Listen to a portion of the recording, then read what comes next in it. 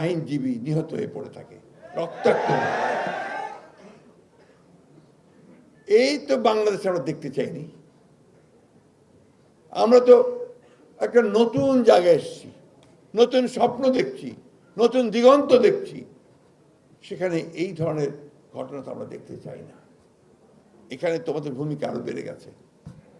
আমি খুব খুশি হতাম যদি দেখতাম যে আমাদের বৈষম্য বিরোধী ছাত্ররা লক্ষ লক্ষ ছাত্রদের মিছিল নিয়ে বেরিয়ে এসছে যে আমরা শান্তি চাই, আমরা এই ধরনের ঘটনা দেখতে চাই না, তাহলে আমি খুশি হতাম।